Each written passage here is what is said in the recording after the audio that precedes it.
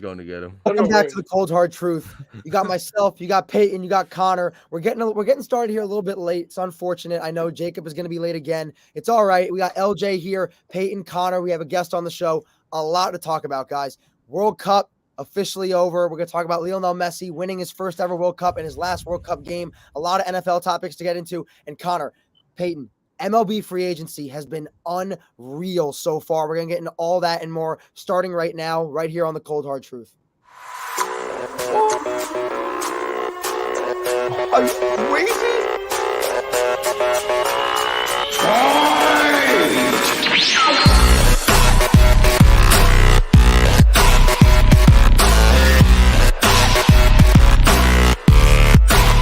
God, that's insane.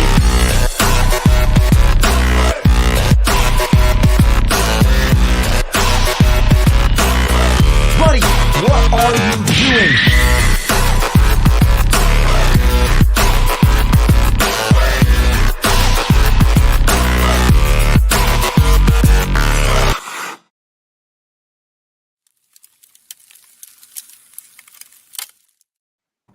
Guys, like I said, welcome back to the Cold Hard Truth. We got a whole squad here today. Myself, Peyton, Conor, Jacob, the boys, you know how it is. And then we have LJ Ruiz joining us. Again, LJ, massive win for the Giants on Sunday. We're going to get into that a little bit later. First off, we got to talk about the World Cup. World Cup in Qatar is officially over 2022. I can truly say it was the first time, I said this to LJ before the show, before the three of you guys jumped in here. This was the first time and probably the only time I will ever turn off the start of an NFL game to watch anything remotely related to soccer.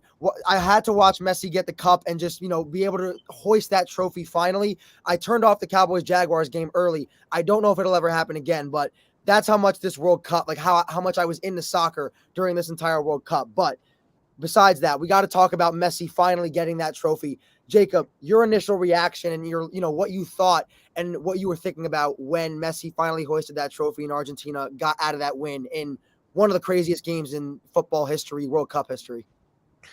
I think first off, it certainly was that. I can't think of a game that I've seen, especially in the international stage, that was that good. Typically, games of that magnitude are very closed in, very cagey. And you don't see players running out into the open, tight marking, teams tight parking the bus and whatnot. And, it was like that for a part of the game, but then once it opened up completely. Before talking about Messi, that save that Martinez made in added time was maybe the best save I've ever seen in terms of how much it meant, in terms of the pressure, in terms of how perfect it had to be. And just to touch on Messi, I'll let everybody else go in a second. If you didn't think he was the best of all time before, you can't really argue now. I thought that was probably the missing piece. I know that's what a lot of people are saying. But I think for him specifically, he's accomplished everything a player could accomplish individually and in terms of at the club level with Barcelona. But now to win a Copa America last year and a World Cup in a 2-year span cements him as the best of all time. LJ, if you want to go, you could jump in as well and kind of just talk about what this means for Argentina and just the game itself. Because I'll say this really quick. Kylian Mbappe, I mean, I don't know. There was nothing else, physically, nothing else this guy could have done in that game. He put on an absolute show and backpacked them after France did nothing in the first 79 minutes, essentially, in that game.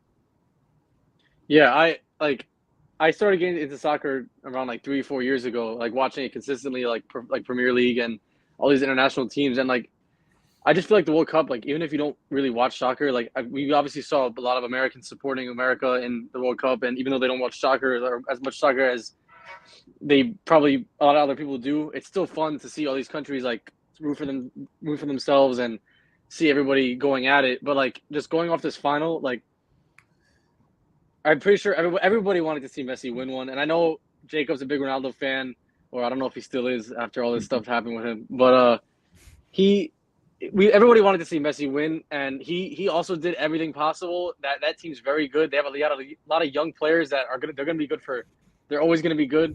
I personally think that it was very cool to see. Like, everybody wanted to see the passing of the torch, but I think it was nice that we got to see Mbappe show out as much as he could. Everyone saw him on a national level, how good he really is and how good he's going to be. Probably might be the best ever. I think so. Eventually, if he stays how it is, but letting Messi get that one thing that's eluded him, it was definitely the icing on the cake for an amazing career. But we'll see if he is officially done playing international. He said maybe. So Yeah, I mean, he did confirm it's going to be his final World Cup, which is, again, for him to go out the way that he did, and just the images and like the video of just seeing how happy this guy was to finally have that trophy in his hands and to finally just know that he did it. You know, again, like going back to Diego when Diego Maradona was playing and the history of Argentina and what he did for the country, for his fans. You know, like how Pete Drury is his name, right, Jacob, the broadcaster. How I feel like he always says that that little boy from Rosario, just him finally being able to get that trophy. It just cements that entire legacy. So Peyton and Conor, if there's anything else you want to add about the game, about Messi's play, Mbappe, anything at all in terms of what you guys watched? Go ahead, Peyton. Thanks, Connor. One, I'd like to second Jacob's point. Martinez's save on Kolo Muani, who is a 24-year-old forward that plays in Frankfurt in the Bundesliga currently, was absolutely astronomical. Could not believe he made that save with his foot. And in general, Kolo Muani, who's 24 years old, I didn't even know the guy before this game, had an absolutely outstanding game, drew the penalty that got Mbappe's first goal. Obviously, Mbappe did everything he could to get this win. I mean, 3 goals, what more could you ask for? I think the subbing off of Angel Di Maria in like the 64th minute, if I'm not mistaken, was the beginning of almost the end for this Argentina squad. I don't know why they subbed off Di Maria. He was playing absolutely out of his mind before he was subbed off. I honestly think he was the man of the match. And then even guys like McAllister and Julian Alvarez, a couple other forwards from the Argentina team, looked absolutely outstanding. Both of those two play in the Premier League. So really good look for Argentina going forward. If this is Messi's last World Cup, at least he goes out on the top. But I'd love to see him come back for another because he is the GOAT, undoubtedly. I agree 100%. I was surprised about the Di Maria substitution too, because that shocked me because in the first half he was able to draw the penalty that got Messi that first goal, and then he scored the second one. No, let's be fair. Angel Di Maria looked like the second coming of Diego Maradona with that left foot in this game. I was astonished that old shell of a person, that lengthy bastard, looked like an absolute god. I mean, that goal, Alvarez to McAllister to Di Maria, besides the Mbappe goal to tie it 2-2 after the penalty, which was honestly one of the most electrifying goals I've ever seen in World Cup history, that Di Maria goal was beautiful, like picture perfect.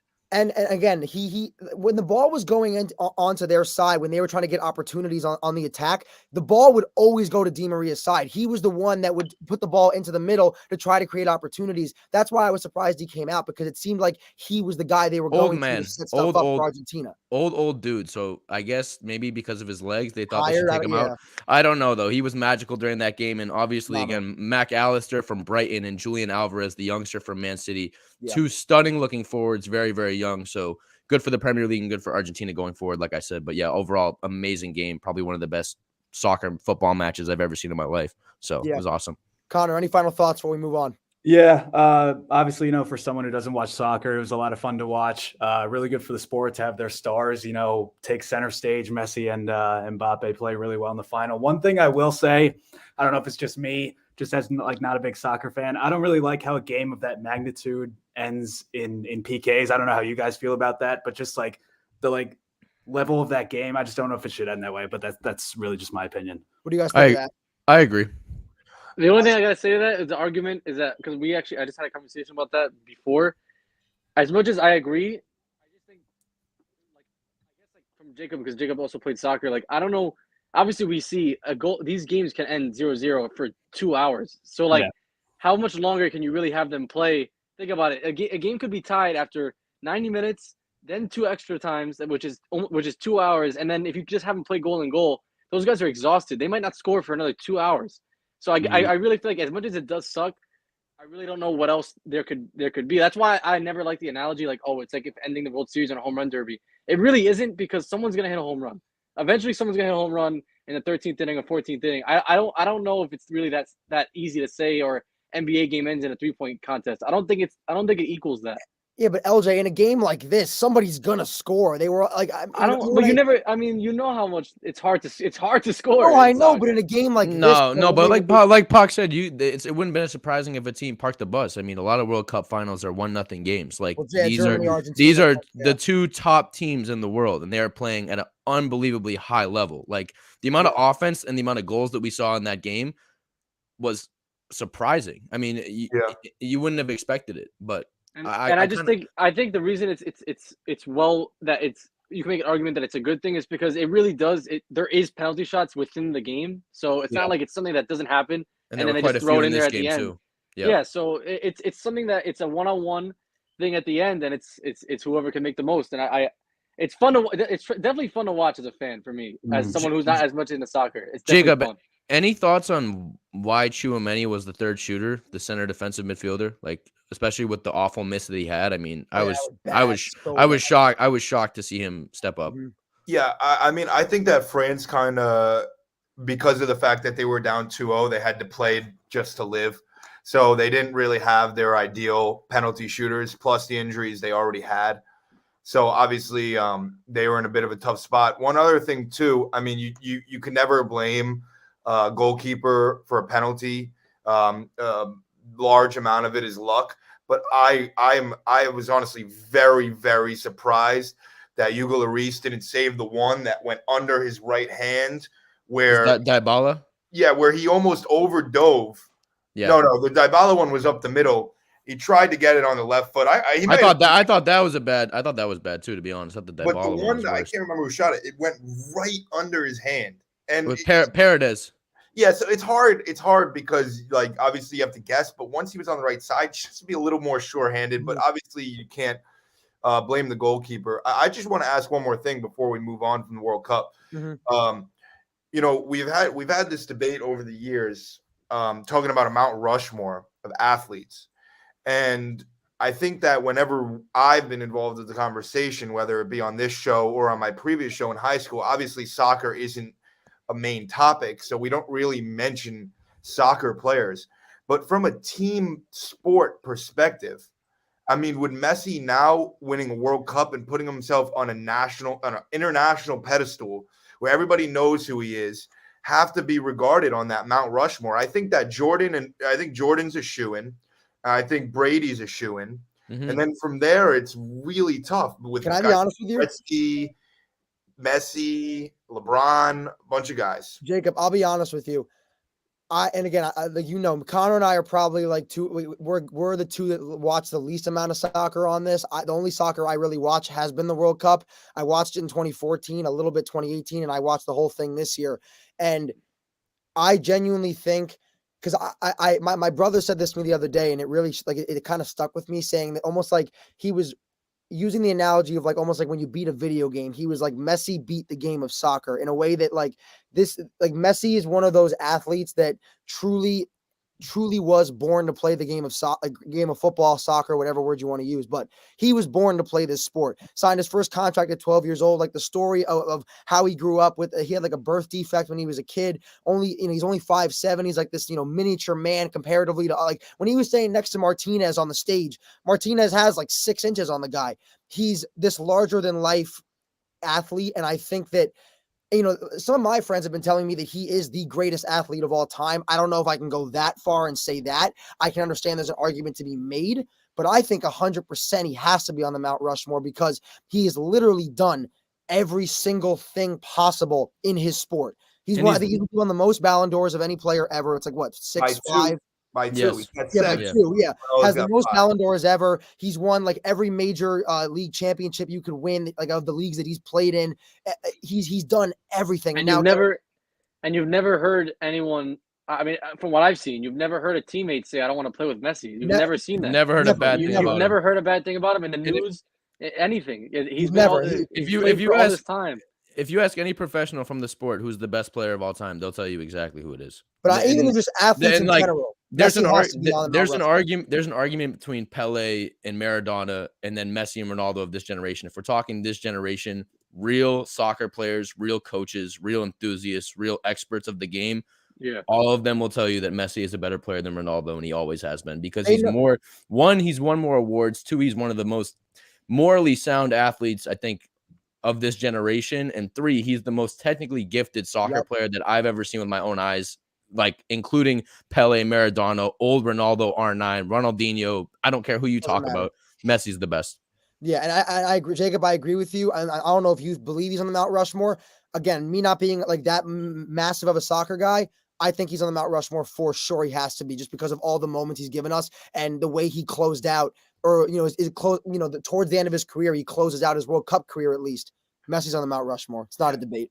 And I think, honestly, like the couple days ago is probably what really put him there, Mhm. because I think that there was a type of divide, even though he's played in multiple World Cups, where people kind of know he's the best. People kind of associate soccer with that name because that's the name everybody knows. But kind of like you said, Tino, I think now it's like he established himself as this sort of like phenomenon where it's like he now has eclipsed every hurdle, and that really was the last one left. And all the other guys that we'll talk about in this list kind of have that sort of thing where they did something that nobody else has done. Messi probably already had done that, but now it's just there's nothing you could take away at this point, because it was until 2 years ago that he couldn't perform on the international stage. He did miss penalties in big Copa America finals in 2015 and 2017. He did have lackluster play for Argentina, compared at least to Barca, but now he just won the 2 tournaments back to back. So And he made every PK that he had to in this tournament. Came up clutch when he had to. Won the player, or it was the Golden Ball Award, player of the tournament, and again got the trophy that he really wanted, which was and almost won the Golden Boot. If Mbappe hadn't gone like Super Saiyan mode, he would have won the Golden Boot as well. Facts. Because the first PK that Messi had, he overtook him, and then Mbappe just went unbelievable, because Messi tied him. Or excuse me, it was Messi went up to 6. Then Mbappe got 2. He went up to 7. Then Messi tied him at 7 when he took the lead 3-2. And then Mbappe tied him back up with the third PK. It was a whole back and forth thing. But the fact that he was that close to the Golden Boot, went like basically almost getting a clean sweep of Argentinians winning everything. It just everything that he did in this tournament, and almost like I was seeing so many photos of like the parallels of Maradona getting lifted up by his teammates holding the trophy, and then the same thing with Messi being lifted up by his teammates with the trophy. That's the kind of stuff that like that's like what legends are made of. That's like the stuff that gives you goosebumps. That's like almost like why we romanticize about sports so much, because you live and breathe to see those kind of moments, and to see that and to see him leave on the mountaintop, he's got to be on the Mount Rushmore. But we'll close that conversation out. I want to move on. I want to go to Conor first to kind of discuss MLB free agency, because the hot stove, it's burning. Like my ass is sweating. The hot stove is unreal right now. Thanks for sharing. Because the amount of players that have been signed, switching teams, guys getting re-signed. I'll run through some of the major ones. Trey Turner to the Phillies. Holy shit, guys. This Phillies team might be the best team on paper going into this year, and they are coming off of an improbable World Series run, which nobody expected them to be in. You got Judge going back to the Yankees for was it 9 years, $360. You got Xander Bogaerts leaving the Red Sox. Boo Red Sox, right there at you, Peyton. Fuck you, Bogaerts Tino. going to the Padres. They're gonna suck. Going to the Padres, 11 years, $280. The Dodgers losing Trey Turner. They just lost Justin Turner. You got, I'm trying to look, the Cubs got Dansby Swanson, 7 years, $177 million. Carlos Correa to the Giants, 13 years, $350. I can go on and on and on. Those are some of the biggest ones. But Conor, I want to go to you. I don't know if you want to go with team or whatever you want to do, but the question I have, and I've been wondering about what your thoughts are, who had the best overall free agency of any team in the MLB so far going in the next season? I would honestly say the Phillies, dude. I mean, their lineup is freaking stacked. I mean, just leading off with Kyle Schwarber, that you're in a good spot. But I mean, Schwarber, Turner, Harper, Hoskins, Real Muto. Who else is in? Alec Boehm is there. So I mean, just the Phillies keep adding to the offense, and so obviously they had a really good offseason. I would even throw in the Yankees. I mean, bringing back Judge, and then you sign Rodon to that 6-year contract last week, which is obviously big for the rotation, and Rizzo too. Yeah, Rizzo too. So, for me, I'd say the Phillies and the Yankees, honestly. You're muted. You're muted, Tino. You know I what am it is. muted. My bad. Yeah, Phillies. Signing Taijuan Walker. Do you think that that was a big signing for them as well to kind of help bolster their pitching rotation a little bit, or no? I mean, of course, he's going to dominate against the Mets now, but just for him going to the back end of the rotation is a really good pickup. He's a solid number 4, number 5 guy. So I mean, just the Phillies have emerged as obviously one of the favorites in the National League, and they're not going to slow down anytime soon. And I would say they're probably the favorites in the NL East as well, because again, the Braves lose Dansby Swanson. That's big for them to lose that kind of shortstop. I think he was, again, arguably the 3 top shortstops in baseball in Correa, Dansby, and Turner were all free agents. So the Braves lose their, again, star shortstop. The Phillies pick one up, and you have the Mets who, honestly, you mentioned the Mets, so I'm going to ask you about it now. How do you feel about their offseason? Because I feel like initially when DeGrom, we talked about it on like one of our previous episodes, initially DeGrom goes bye-bye, he goes to the Rangers, and then Verlander comes in. I feel like the Mets have kind of been able to make a good amount of moves to even though, despite losing Chris Bassett and Taijuan Walker, they've still been able to, they re-signed Edwin Diaz. They've been able to sort of maintain, I feel like, being a contender. Do you think so or no? I mean, being a contender, yeah, I just think that their offense is really similar. I mean, they brought back Brandon Nimmo, and that's pretty much it. They haven't done that much offensively. I mean, they did bring in Kodai Senga from Japan. He was introduced today. So he basically replaces Chris Bassett. But, this Mets rotation is really hit or miss because, Verlander's 40. Scherzer's going to be 40. You don't know what you're getting in Senga. Jose Quintana, you have no idea. And Carrasco is just, like a solid number 5 guy. So, I mean, if the rotation stays healthy and they pitch well, then the Mets are going to be really good. It's just like the offense I'm a little worried about just because it's so similar to last year. Yeah, LJ and Jacob, we got to talk about our Yankees, guys. So coming into this year, I mean, I've talked to non-Yankee fans and Yankee fans alike. And the one thing I keep hearing is that they feel that despite the Rodon signing from the Giants, they feel that what the Yankees have done is really just kind of stayed neutral. They've just brought back who they had from last year. They haven't really improved as much as other teams have. What do you have to say about that, LJ? And then Jacob, you can go. So obviously my main thing as a fan, and like I think about it for the future and everything, as much as I would talk about the whole Judge thing, obviously we all wanted him back. We didn't want him to go anywhere. So that was the main priority. Then they bring back Rizzo, like you said, so it's the same people. We bring in Rodon, which I think is huge. We replaced Jordan Montgomery and Jameson Taillon with Carlos Rodon and a healthy Sevy, which I think is I personally think the Yankees have the best rotation in baseball. Just like solid guys, which like you're not really. I mean, I know Nestor's coming off a career year, so you're kind of hoping he does that again. He could replicate that, but I think that I personally don't think they're done yet. I think there's a big trade coming, and that's kind of the rumor around like the hot stove with the Yankees, and Michael Kay even talked about it. He said he heard after the Rodon signing that they are not done yet, and they are trying to unload Donaldson and Hicks and these guys for a big move. There's a lot of names getting thrown around. I don't really believe anything until I see it from passing, but I'm kind of excited to see. And if not, then we think about it. They were a 98 win team last year. I'm pretty sure they're going to probably with Rodon. I see them winning one. I don't want to see anything less than 100 with Rodon there. That's an extra. I think it's an extra 3 or 4 wins more than Taillon and Montgomery. So I'm excited. I still think they need more. I would love, as Conor would probably laugh, I would love to see Conforto in left field. Yeah. I think he's going to sign a very short deal because I'm coming off an injury and a whole year out. Yeah. So I wouldn't mind that. Would be beautiful. Yeah, I would love to see Conforto there, but I still think we need a shortstop, and I think them.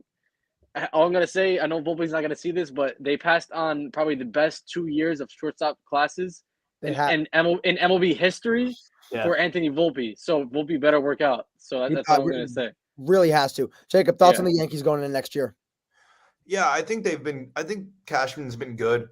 I think that they honestly leveraged everything with Judge pretty well to not offer quite as much as the others, but to offer enough, to keep him around. There was actually a report that there was a final phone call, and Judge was probably on his way to the Giants. Oh, he was. And that they had to offer that extra year, and meaning an extra also $40 million. In hindsight, it's worth it. You don't want him to go play for another team.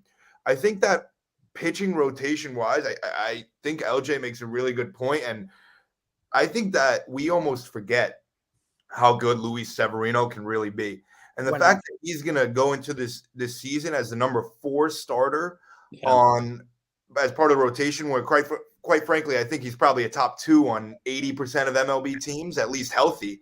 Probably. Absolutely. And So Frankie Montas is he was hurt last year. He was hurt, very hurt. yeah, And he's our number 5, and he could be a number 3 on any other team. yeah, and he was an ace on a bad team, and so I think the rotation's the biggest upside. I think that the Rodon deal gives them a chance to win games in more ways, and I think that's really the key to them being better. We know they're going to be a playoff team because they're more than good enough on paper, but you need to win more type of games than just 8-4 where you hit 4 home runs. You need to be able to win a 3-1 game, a 2-0 game. And by bolstering the rotation, you give yourself a better chance to do that. Another thing LJ didn't mention, absolutely massive to get Tommy Kahnle back, who was so good with us. Not quite as good when he left, but I think he'll be as good when he comes back, because I think he's really a Yankee, and he should have never been let go in the first place. Yeah, 2 more teams I want to talk about real quick before we move on to some NFL stuff, because this weekend was unbelievable. The Padres and the Dodgers, 2 teams in the NL in the same division as well. How good, I mean, Conor, you could jump in if you want, but because I think the Padres, I mean, they have to shift some stuff around in the infield because Bogarts, Tatis, like a lot of these guys can play some of the same positions in terms of shortstop, second base, that kind of thing. We'll see how all that stuff works out. This team to me is really scary because coming in, Tatis is going to miss like 20 games, I think, in the beginning of the year because of a suspension. Yeah, it's like 20 something games. Yeah. You got Tatis, Machado, you have Cronenworth, you have Bogarts in there in the lineup. Those are 4 guys that I've mentioned. Soto. Yeah. Oh my God. I totally forgot. That's how good the lineup is. I guess that I forgot about Juan freaking Soto, who arguably is the best hitter in that lineup. So that this team, I think, fully healthy, if they start to gel together the right way, and you still have Hader there as your relief pitcher, you still have Musgrove as one of your, like, I just think this team can be really scary going forward. And on the flip side, how many players did the Dodgers lose this offseason? Cody Bellinger, I know he's ever since the winning NL MVP, he's been on a downhill skid. He's still, he was batting 9th in their lineup last year. To have Bellinger as your 9th fucking hitter, that's pretty good. Yeah, I wanted him in pinstripes, honestly. I wanted him on a cheap honestly, 1-year deal, just like they offered. I thought that's what exactly. they were gonna do, but I listen, I wouldn't complain if Bellinger was my 9th hitter. Let's put it that way. So Bellinger leaves. They did re-sign Clayton Kershaw, but if I look now, the Red Sox took 2 of them. I know Kenley Jansen went there on a 2-year, $32 million deal, and Justin Turner just, I think, yesterday, 2 years, $22 million. Right. So, and they lost Trey Turner, of course. The Dodgers, I'm not saying they're not still talented, but they lost a mix of veterans and some newer guys that have come in that have been a big part of this team. And after the disappointing loss to that Padres team in the NLDS last year, losing 3-1, what is going to happen with this Dodgers team, Conor? They don't look good. LJ, you can go if you want. But they don't look good. Connor, you can go. No, it's just weird seeing, the Dodgers not doing anything. Except, just like losing these guys, like you said. But, I mean, just like the better part of a decade, they've always found a way to make it work. I fully expect them to do something before the offseason's over, look on the trade market, because I don't know how many more good players are on this free agent market out here. Not but, many.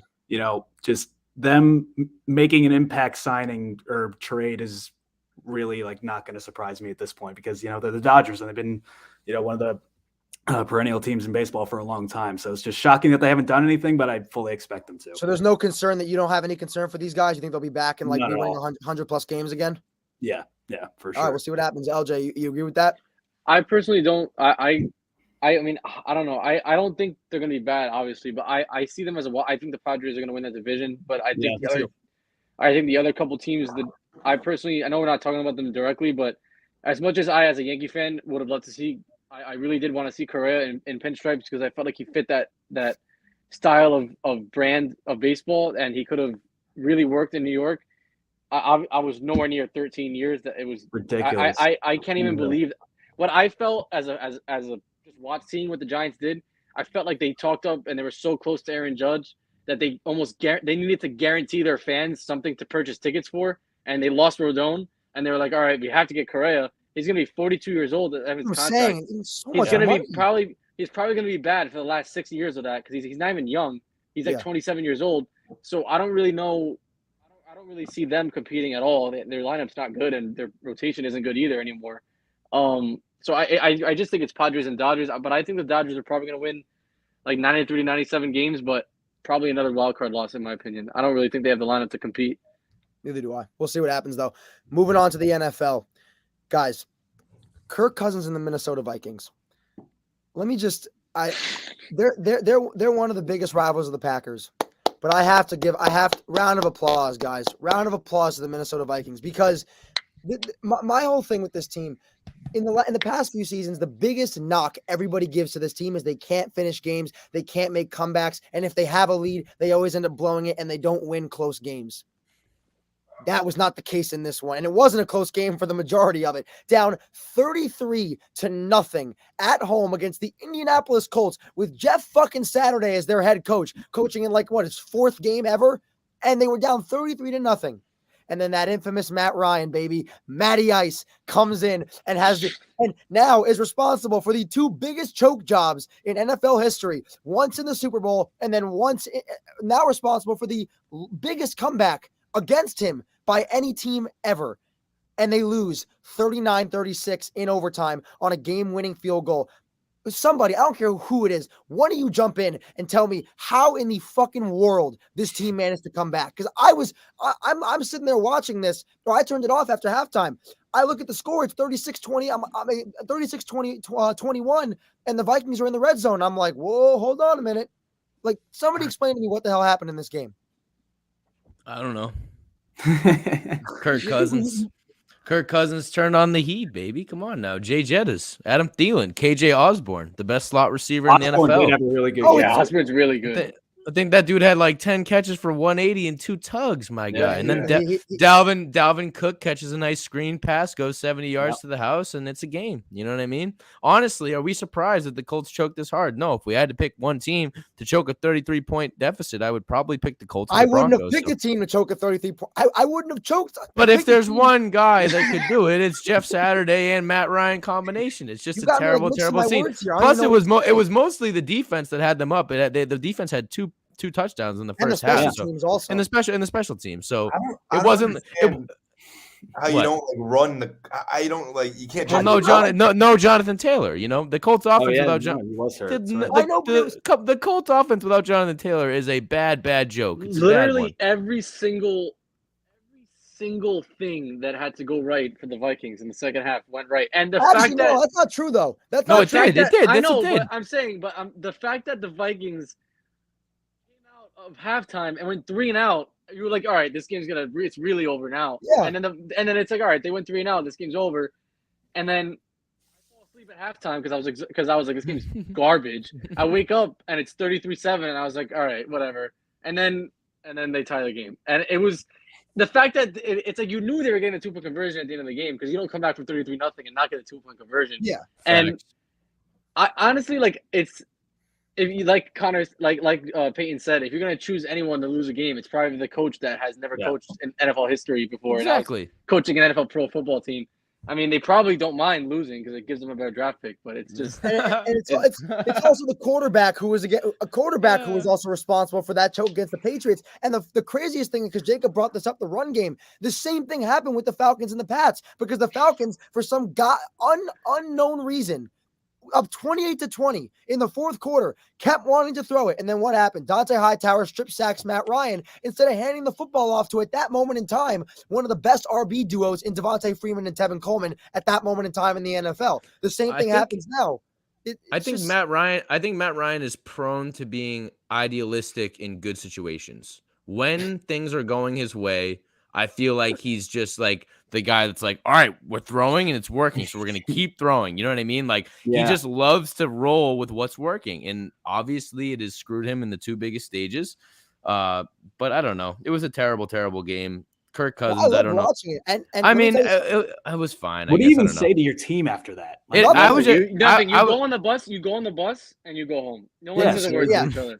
You go on the bus, you shut up. You got outscored. And because, we're putting a lot of this in the offense. Think about the Vikings defense. We have to give them credit for holding them to 3 points in the entire second half because they were down 33-0. They outscored them 39-3 in the second half. The Vikings defense didn't have to do much to keep them from scoring. I'm saying, but they stepped up. I'm just saying. The defensive and special team touchdowns. The game got to 33-0 in before the second half by fucking luck. It was all chance. Peyton, when you really watch the game, though, there were multiple times where the Colts were getting big third down conversions in the fourth quarter. I'm not saying the offense was like world beaters, but they were making plays, but the Vikings stepped up and got those key stops when they had to. That's what I'm saying. The Vikings did step up in every facet of the game in the second half. All I'm going to say is that if any team loses to the Colts for the rest of the year, they should just not be a pro football team anymore because they are a bad football team. Better not be the Giants. Awful. I would if the Giants lose to the Colts, I'm gonna laugh my ass. And the funniest thing is,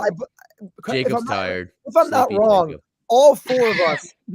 If I'm not wrong, myself, Jacob, Peyton, and Conor, all four of us, we picked the Colts to win the division before the season, right?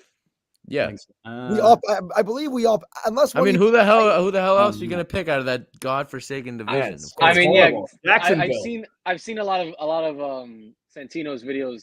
He chose a lot of things wrong this year for the NFL. Oh, for sure. He said the Seahawks would have no wins.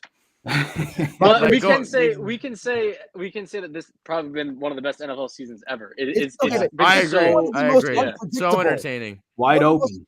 It's so unpredictable. It's like anybody's year right now. Because Buffalo looks phenomenal in the beginning of the year, and now Josh Allen looks. Can I interject very quickly? T-Law has by far become the best quarterback out of that 2021 draft class, and it's not. Justin Fields is like. He's a good rusher. He's on his coach. No, not as a passer, but his rushing upside definitely puts him close to the T-Law conversation. But goddamn, that game against the Cowboys, to put up a 4-touchdown performance like that and throw the ball like he did, he looks amazing. Yeah. And he has that. He is one of the only guys in this league that has that true superstar potential. Like you can just see it coming out of him every week. He seems to get better. And I just want to make that point that Zach Wilson, Mac Jones are looking worse and worse. Just Mac Jones is going the complete opposite direction. I don't really understand why.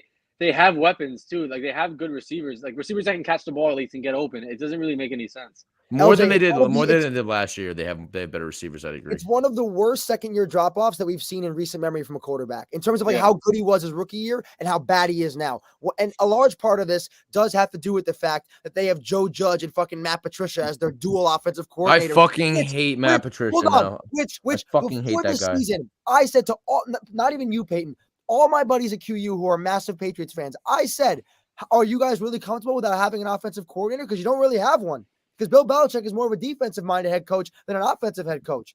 You don't have Josh McDaniels, and they were like, "Nah, we'll be fine. We'll be good." No, I don't know if I'd want Josh McDaniels back either at this point, though. That guy's he's a good OC. He's not a good head coach.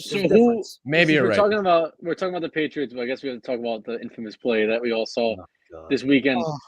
We talk about Keelan Cole first, for fuck's sake. Jesus Christ! That was not a touchdown. What was that? Not a touchdown. So inconclusive. Yeah, I don't get it. I just don't understand how I don't understand how you like these guys are pros and the game could be decided like that. I don't get it. I don't understand. They weren't going to lose the game. I don't know what they're doing. Whether it's Hunter Henry or Jesse James or fucking Keelan Cole over the years, Bryant, even though that wasn't the difference in what is a touchdown and what is not a touchdown game by game is just utterly exhausting. Not even a touchdown. What's a catch and what's not a catch? All the above. Just the distinction between calls on a game by game basis really makes you question like the integrity of the league. They're gonna have to start reviewing like every flag. They're gonna because now the NFL owners are meeting to be able to review roughing the passers, which I think should happen because these roughing the passers are horrible. And the inability to stay consistent on calls too is ridiculous because they're within the same crew. The same crew doesn't call the same penalties throughout the whole game. Yeah. Every single referee gets one receiver to look at, and some guys get tackled and some guys don't get called. Yeah. It's ridiculous. Moving to the final play. I got to, Jacob, you got to get in here, bro. What happened on that final play? And also, who do you blame? Do you blame whose fault is it? That's what I want to know. Whose fault is it? Myers, Stevenson, like what the hell happened?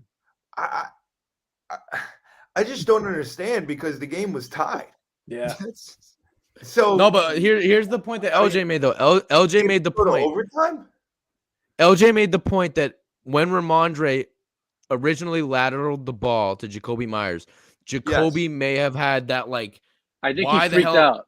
One, first thought, why the hell am I getting the ball right now? Two, second thought, which is an incorrect thought, is the game must not be tied, and I have to throw this absolutely crazy backwards lateral. What I'm gonna say is that because I'm gonna ask you guys, and you probably all the same answer.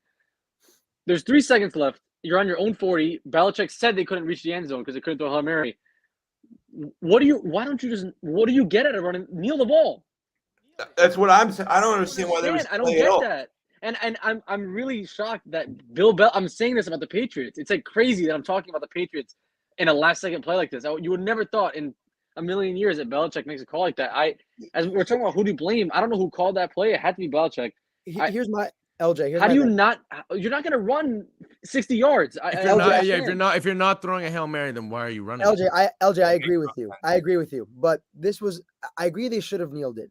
But I'll harken back to a time when the Patriots and Falcons were playing in a Super Bowl, and the Patriots tied it up 28-28 in regulation.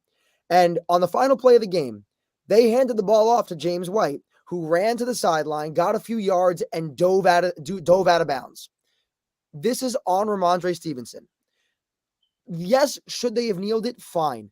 But there's only 3 seconds. I know, but running the ball is, again, the same thing with the Pats Falcons in that Super Bowl, which is a much bigger moment, keep in mind. It's not Ramondre's fault. It's but not. It is. It's of no, everybody. it is Ramondre's fault. It is Ramondre. It can't be. I don't feel, because if you're asked to run the ball, then you're go expected down. No, to toss it. That's his fault. If you're saying Ramondre should have gone down, then they should have kneeled it by that logic. But he so it's not Ramondre because Ramondre's got to have the awareness to go down. What do you mean? No, because the awareness would be if I have the ball in my hands right now and we're not kneeling it, then I should be expected to do the most with it. That's right. No, it's either kneel it or go. No, but here's the argument: it's either kneel it or go for the end zone. You don't. No, there's 3 seconds left. You're not getting out of bounds. But I just gave you. But on what handoff is there a lateral involved? Yeah, I just gave you an example.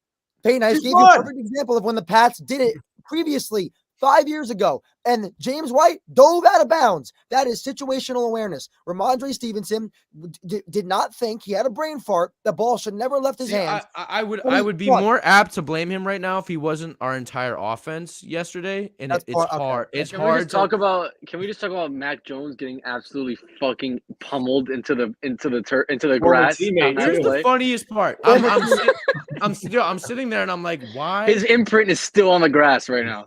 I'm like, why is Chandler Jones all the way back there? Like, how is he? And then I realized Ramondre got that ball, and Chandler Jones probably tapped Mac on the helmet and said, ha ha ha ha, joke, whatever. And then he looked to his left and he saw the pigskin coming straight for his hands. And he thought to himself, why the fuck is this ball coming at me right now? He catches it.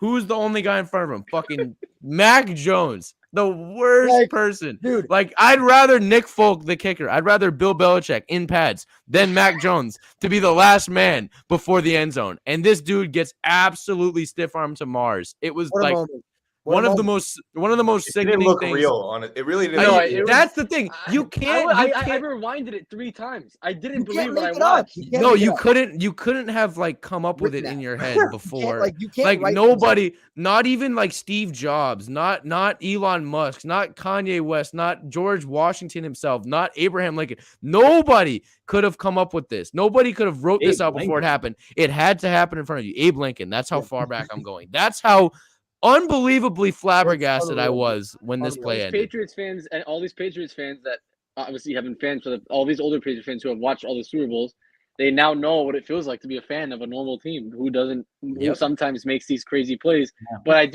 I personally think that is the worst play in NFL history. That play rivals Jim Marshall running 65 yards in the wrong direction in 1965, Vikings versus the Niners. That's how bad that play is. That he's running the wrong way. That's how bad that play was. It's that bad. He's running the wrong way. Where's he going? It's that bad. It was awful. But speaking of, bad things happening, worst plays in football, accidents, whatever you want to call it. We have an accident waiting to happen once again, and it's the Dallas Cowboys. Because every damn year, as my favorite person, one of my favorite guys on this planet, Stephen A. Smith, always likes to say. They will mess it up. Just wait. The accident, they will let you down. Just wait. Accident waiting to happen, bro. This team, after that game against the Houston Texans in week 14, I made a video on TikTok and I said that one of my takeaways was that this accident that always happens, we're seeing it start to go. We're seeing the accident. It's starting to form. It's going to happen because that game shouldn't have been close. Then this week, like Peyton already mentioned about T-Law, because I wanted to get back to this. He had an amazing performance.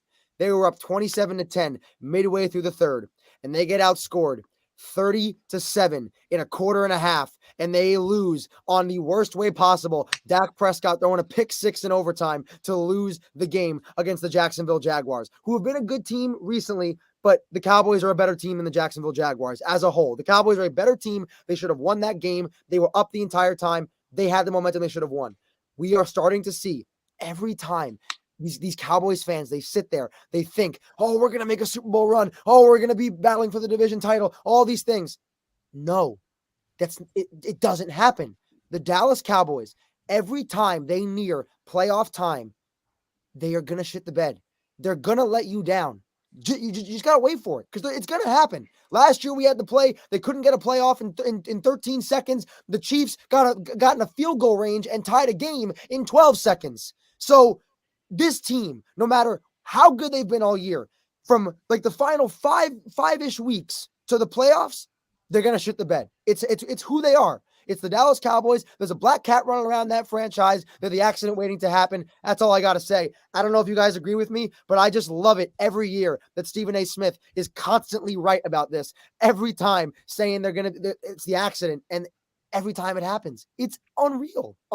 Does anybody know the end of their schedule by chance? Yeah, they play the Eagles. They play the Eagles, but Hurts is out. Yeah, yep, saw that. Yeah, but I think X-rays are negative, but I think it's precautionary because Minshew magic, baby. They're gonna win the division. I see the Cowboys winning today because Minshew can win the football game, dude. He can. Minshew magic, baby. Come on. I don't see why not. So we'll see. I don't think so. I'd bet on the Cowboys to make the playoffs. Honestly, then they have. They're gonna choke. I don't think they're gonna choke. But they're going to choke. They already clinched the playoffs. They got yesterday they clinched because the Giants won, so they ended up clinching a playoff spot. Apologies. They play the Eagles, the Titans on Thursday night, which is probably gonna be a good game. Thursday night at Tennessee, so it's gonna probably be good. And then Commanders on week 18. Was that 3 wins? I don't know. I don't know about that. Bro, I'm telling you, listen, Minshew magic, Minshew mania, mustache Minshew. I'm telling you, bro. Jacob, stop endorsing this crazy. Listen, I hate this shit, bro. I love that I got Jacob doing this about the Eagles after his take. Going, are you crazy? They're gonna win 14 games, and now look, they're already at. I was just going along with the Cowboys joke. Tino, you just hate the Cowboys because Stephen A. Smith hates the Cowboys. That's like your dad's a Republican, so you're a Republican type shit. Get the fuck out of here. Guys, don't misunderstand this. No, I understand exactly what's going on. You like the Cowboys because Stephen A. Smith liked them. Peyton, hold on. I don't dislike the Cowboys at all. Just as Stephen A. says, listen, his buddy Jerry Jones, he loves his buddy Jerry Jones down south. I'm telling you, he likes the Cowboys. The people he doesn't like are the Cowboys fans, because every damn year they come out the woodwork in July being like, yeah. Tino, how many Cowboys fans do you know, Tino? I know one. He goes to Quinnipiac. But actually, no, sorry, I know two. They both go to Quinnipiac. Either way, my point is I don't dislike the Cowboys. What I like is that every year, my favorite sports analyst gets to make this take every year. And every year, he's right. Because it happens every single time. No one should be surprised because it really, and it has nothing to do with them just being bad every year at the end of the year, like as a joke. It's just the fact that I don't think any of us can. I think all of us agree that Dak is just not. There's a lot of other quarterbacks in this NFL that I would put the ball in other people's hands with 2 minutes to go to win a football game. He's one of the highest speed quarterbacks in the NFL, and I seriously don't know where I'd put him in a top 10 list. LJ, he should be top 10. He definitely has a small slice of Jameis Winston in his game. Like I just feel like he's a better man's Jameis Winston. Yeah, he he is. He's like Jameis Winston is a poor man's Dak Prescott. Dak's a little bit cleaner, but he has that superhero mentality where like in the wrong moment he'll just think his balls are scraping the floor, and then all of a sudden you fucking lose to the Jaguars by 6 points. You know what I mean? And costing me so much money. Dak is a rich man. Oh. Jameis is a rich man's Jameis Winston. But LJ, I gotta say, before we move on to the next game, I want to talk about. I think you're thinking way too deeply about this. It's just the pure reality that they're the Cowboys. This is No, what trust they me, do. I know. It's not that with Michael It Parsons is. and Trayvon Diggs on the other side of the ball. It's Yo, just all I'm gonna say it's is Michael just Parsons, not. Michael Parsons has been very quiet the second half of the season. But Peyton, Yeah, He's been very quiet. He's being shut down. And so Peyton, is it doesn't Trayvon matter Diggs. about the Whoa, Peyton, whoa, Peyton. whoa. Peyton, it doesn't matter about the names they have. It is just the pure reality. I put money on this Cowboys team to start turning up come playoff when it time. gets down to crunch time and it gets down to that point where they got to show up, they don't show up. And it's going to happen again. They're going to lose to either the Vikings or the Niners or the Eagles or Brady and the Bucks are going to beat them in round one. Michael Parsons and the Cowboys are going to lose to the Tampa Bay Buccaneers in the first game of the playoffs. Dude, That would be unsurprising. Wait, I would agree. They're going to be home. The Bucks Against The Bucks are going to be home.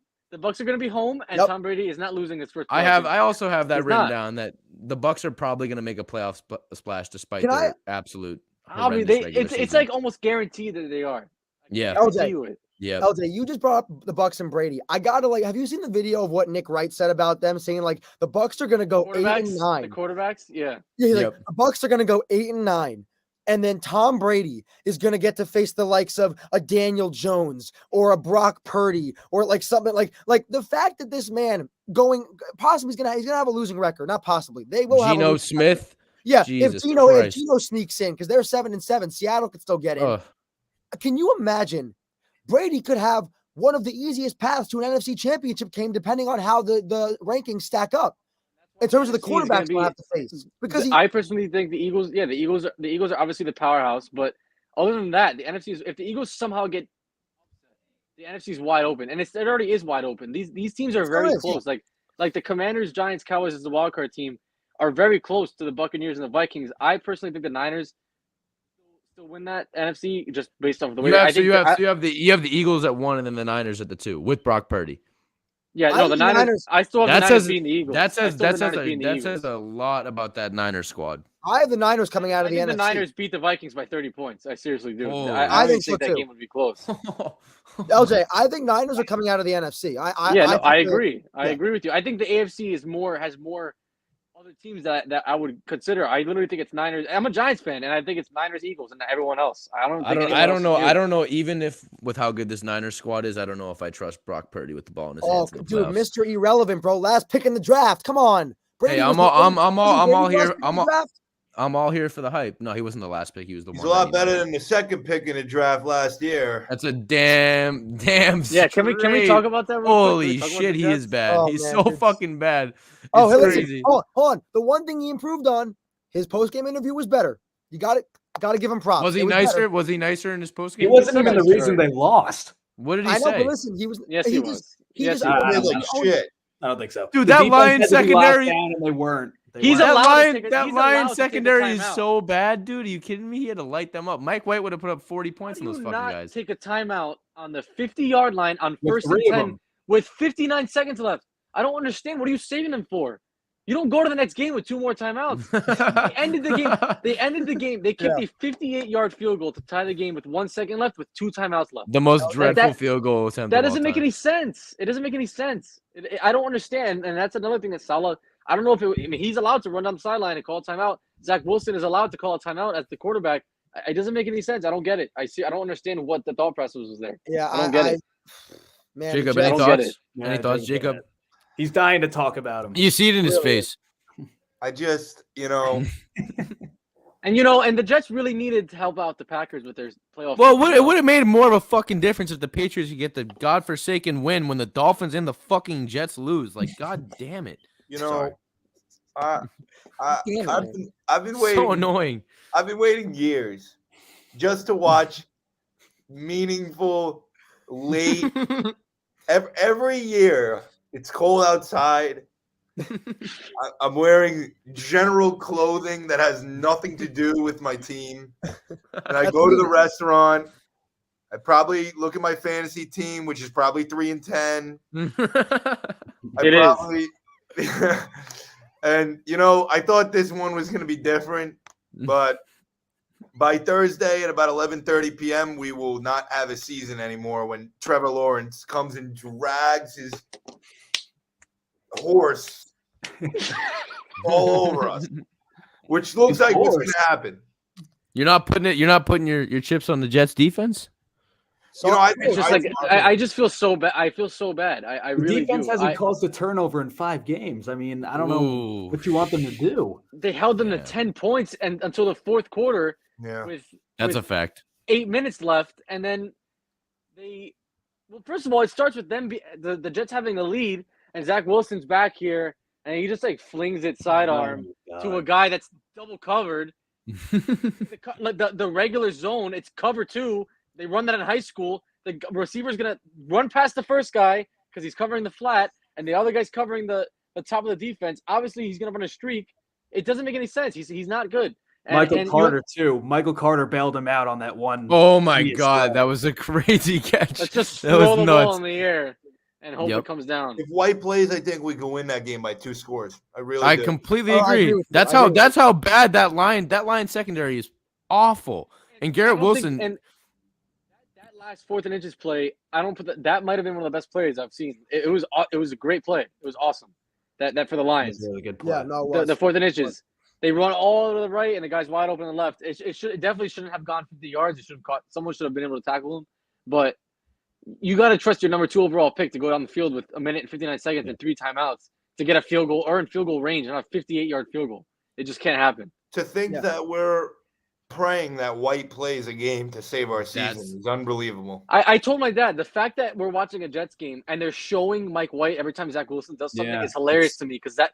It's like when they show Russell Wilson like on the sideline when the backup's playing, or like Tom Brady if the backup's playing. Like White hasn't earned that yet, and the fact that the media thinks he has is just like I told Jacob, any other GM gets fired for that Zach Wilson pick. They do, but the fact that he hit on every single other pick in that draft, it earns him another year. Yeah, I feel you got to respect Mike White going to. You got to respect Mike White going to 7 or 8 doctors though, trying to get cleared for that game. I mean. Guy has steel by balls. 10 doctors, and the Jets doctor wouldn't clear him. Wow. He has to. I mean, Thursday. Thank God he's playing. Like, I mean, he's got to play. You think so? You think he will? They said it's not certain yet. I know. I don't know. I started. Is Flacco healthy or no? Yeah. No. I would start Joe Flacco. No. Over him. Absolutely. No. Absolutely. Hey, hold on, guys. You're not putting your season on the line with Joe Flacco. Flacco had the comeback in 2 minutes against the Browns. Right, but did you see him against Buffalo? He didn't want to be out there. That was Buffalo, though. That's Buffalo. It doesn't matter, dude. The dude doesn't matter. Jacksonville and Buffalo, it doesn't matter. Dude, I'd take anything over Zach Wilson. Flacco looks horrible, man. So does Zach. Zach. You have to start. There's just nothing that can allow the franchise not to start White on Thursday. And if they somehow find a way to not allow White to play, that doctor should be assassinated. And I'll be the one to do it if I have to. If you're the Jets, like what? I don't like. Obviously, you have a very good defense. You have a young. You're probably had the offensive rookie of the year and defensive rookie of the year this year. They're the betting favorites to win both. Like, what do you? I don't know what if they don't make the playoffs and they go 7-10 or they get one more win, they go 8-9. Like, what do you do with that middle of the round pick? Like, do you try to trade up and get one of these top guys? Do you draft another quarterback? I think Wilson's shown you he's not the guy. He can't start next year. He just can't. I don't want to hear excuses because I take it personal because of all this stuff with Daniel Jones. Look at Zach Wilson's weapons. He has very good receivers. Yeah. The receivers are very good, and he has a good running back. It's a pretty good line, a line that can cover him. It's I don't know. Unless Mike White starts next year, I don't know what they do. I really don't. It's going to be a tough decision. With just a minute to go, though, I want to run the table. Go Packers, Rams tonight. Baker versus Aaron Rodgers. Peyton, who's getting the win tonight? It's in Lambeau, by the way.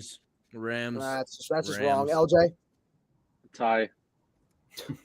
I don't care. All I'm gonna say is that I'm down by 15.8 points, and I have Aaron Jones, so I need 16 points. You and really I don't want care me what to else break happens. my TV tonight? Because if there's a tie, my TV will be broken tonight if it's a tie.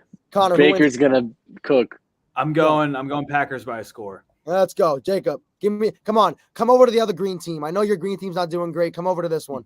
Come on, You're the Jacob. one that's not doing great. At least we're playing for the playoffs. So are we. No, you're not. We're still in the They are. running. They're technically Surprisingly, not they eliminated. are. They're Yeah. not No. eliminated yet. If No, Detroit we are. loses 2 out of Jacob, the we next have 3. to win out, and then a lot of teams have to lose, but we can still make it. Yeah, a lot of teams have to lose out. No, not Yes. lose out, lose majority. But anyway, Packers Rams. Who wins tonight? I think the Packers win the game. Let's go, dude. Baker, Fuck They're you. They're at home. They're at home. It's gonna be freezing. last It's gonna time be Baker crazy. came to Lambeau, A he lot shit of the bed. Aaron It's gonna Jones happen rushes again. for me. I hate to say it, OJ. I feel AJ Dillon incoming. No. I feel it. Hey. Cold. One thing before No. we wrap up. Daniel Jones' biggest win of his career last night. Easily. Fuck And Daniel Saquon- Jones. I needed and Saquon 5 more showed out. points to get me into the damn playoffs. They only got me 9.8. Kayvon We're Thibodeau. Connor, we're flying to San Fran for the wild card game. Dude, Thibodeau, 12 tackles as an edge rusher. 9 of That them guy's solo. that Unreal. guy's such a problem, yo. He was off the Unreal. He line was like a unreal in that madman game. last night. Yep, Unreal. agree. But Great win. that's going to close it out. Connor, good note to leave us off on there. LJ, thank you so much for coming on the show. Again, Good to if see you're you, not buddy. following us- if you're not following the social media, go follow us. All of ours are down below in the description, as well as LJ's because he came on the show today. Go follow our Cold Hard Truth on Instagram and Twitter. Link below down in the description. Thank you guys so much for watching another great episode of the Cold Hard Truth. See you guys next time.